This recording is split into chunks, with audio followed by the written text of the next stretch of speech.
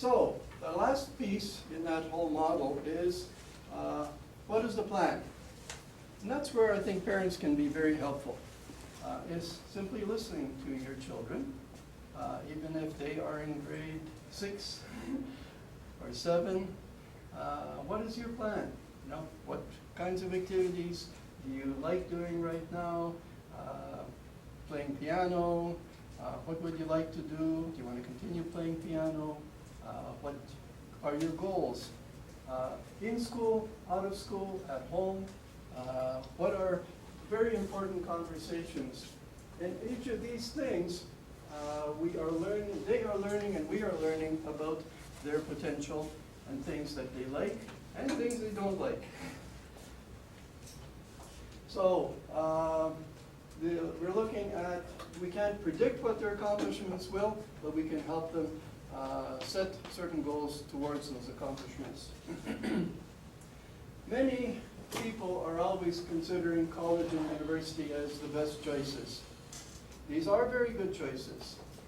And many young people will, at some point, probably go to college or university for at least a few courses. That's a good experience.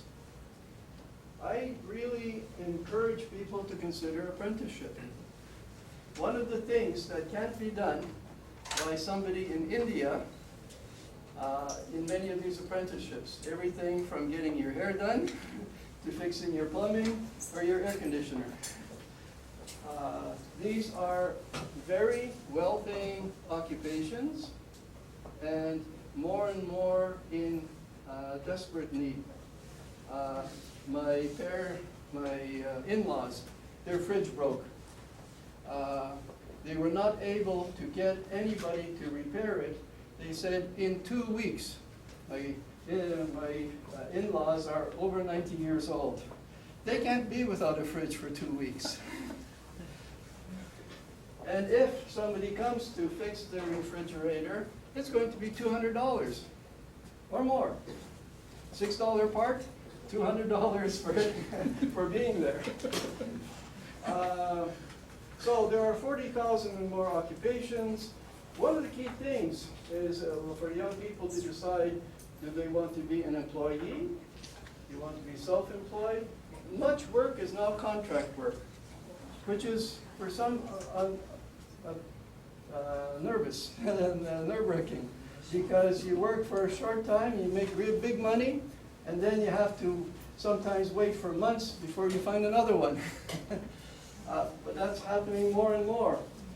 So being an entrepreneur, not all children, young people have all the abilities to manage in the workplace. And so we have community living where they will be, we have a safety net to help them to have also meaningful things to do that does not necessarily make money, but help them to live on their own.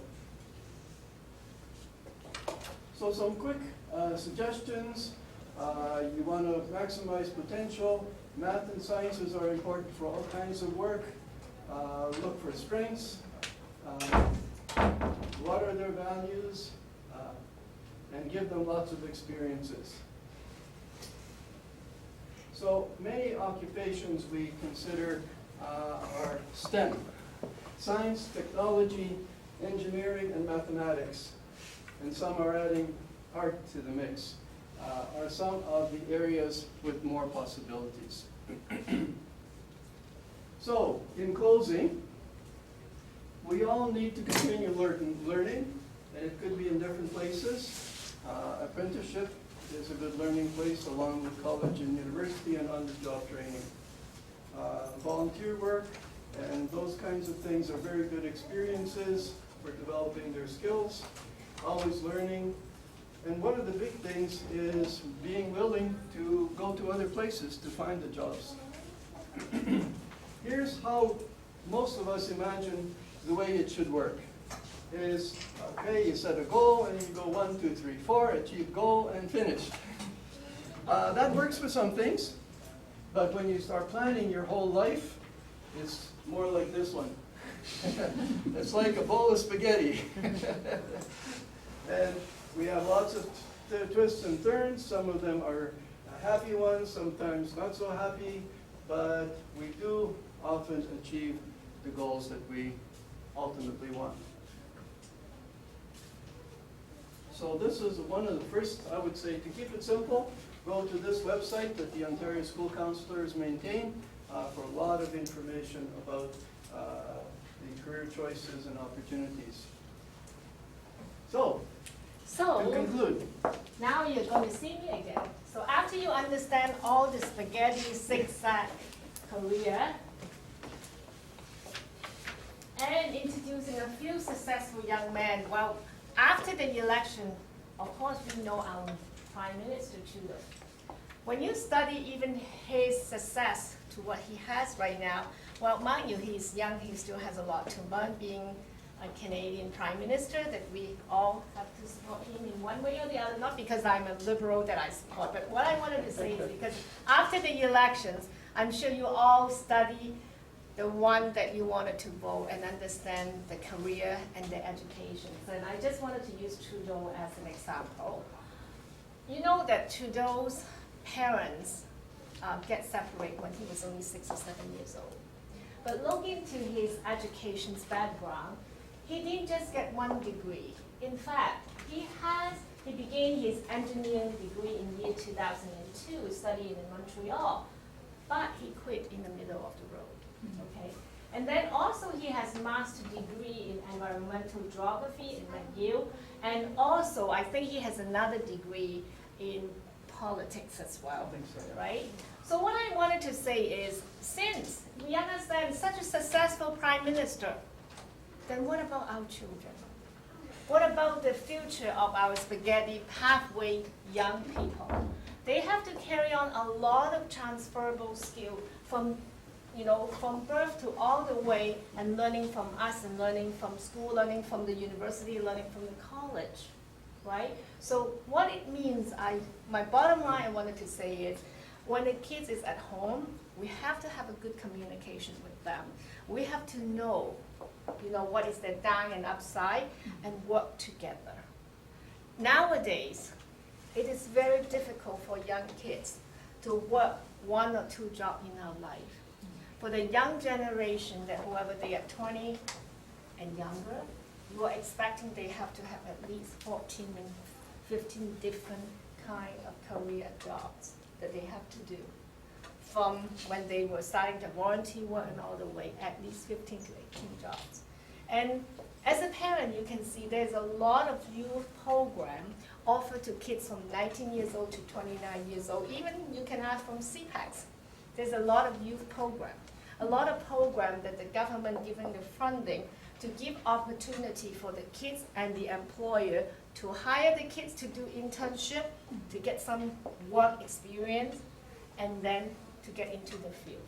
Okay? So being a parent, we have to open our ear to really kind of understand, rather than the kids say, hey, you don't know anything. Here's another one. Anyone know him? Of course. Of course. Then tell me why you say of course. Since we have kids, right? Yes. TDSB. Yes.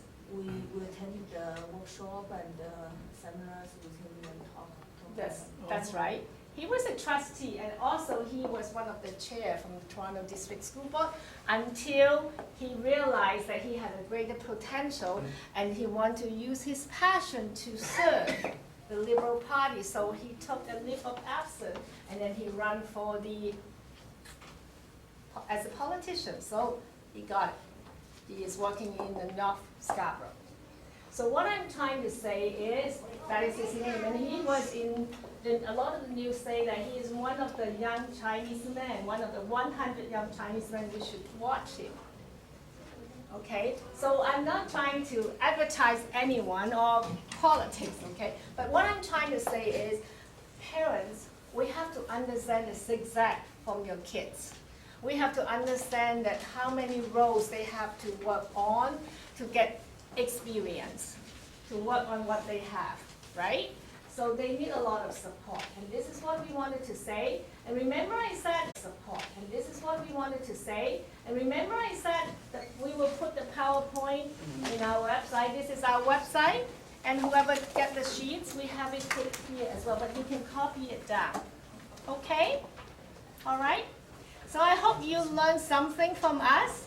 And thank you for spending the time with us. So here is the Q&A. You?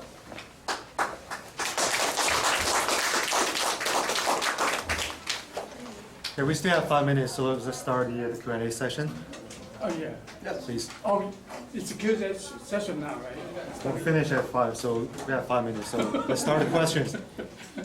Yeah, I'd like to know that if you have children or anybody in the process of learning, and if they have to change the gear, like you said, you get the degree, you may not work in the field, or you change in the mid-term, like the Prime Minister, the next Prime Minister.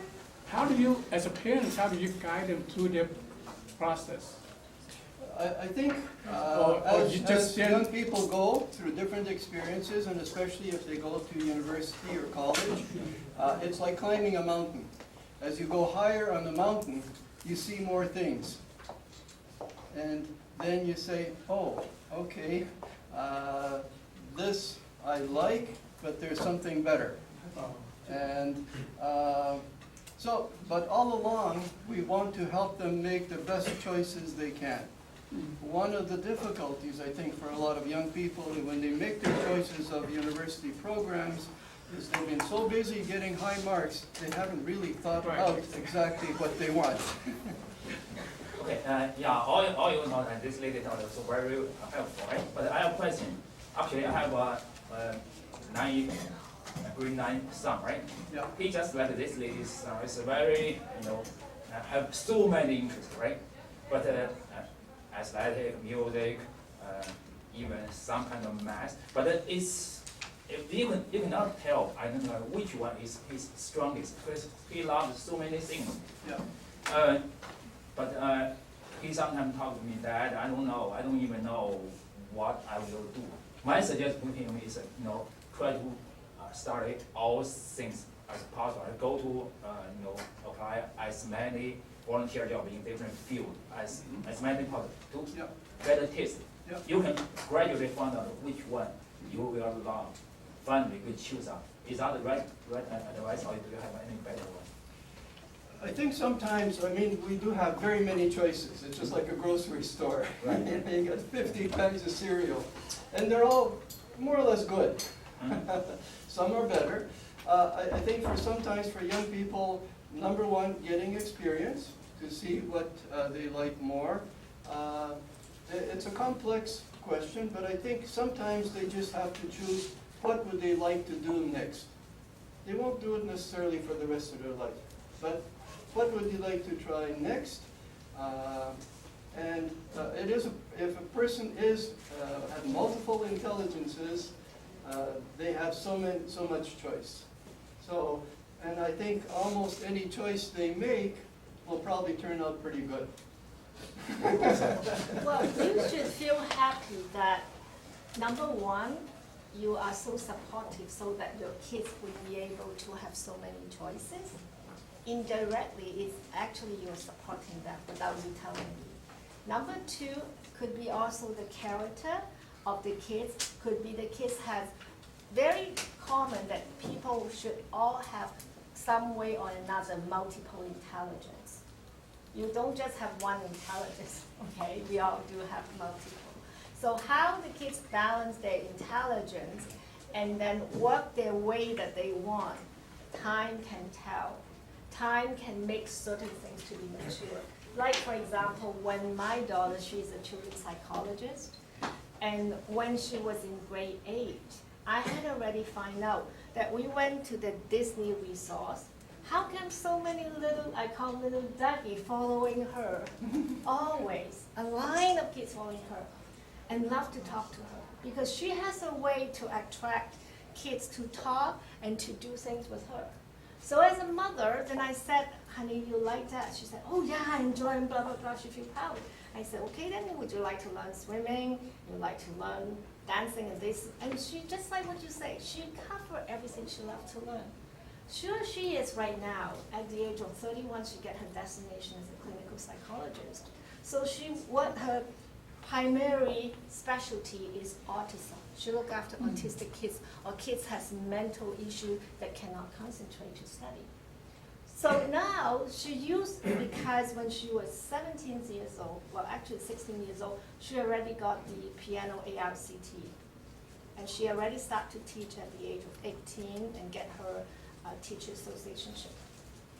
And then now she said to me, Mom, you know, I feel so great. I use all kind of my transferable skill, you know, all these drama learning when I was younger and all these piano and all this. I use it to really give treatment to different individual patients that I have.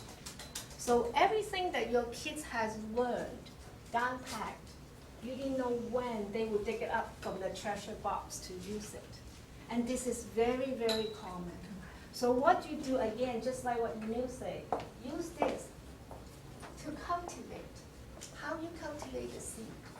You may not be able to see it today, but someday you will see it. It will use balance. Remember I talked about you have a balanced life. You might use 30% here, 70% there in a different way. Does it make sense? Thank you. You can expect young people up to the age of 24 and maybe even higher to spend a lot of time still exploring, trying different things. And they still have the freedom to do that. Once you have a house and a family, much harder.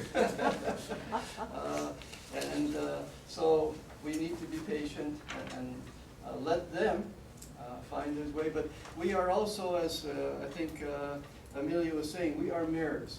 Sometimes people do not know themselves well.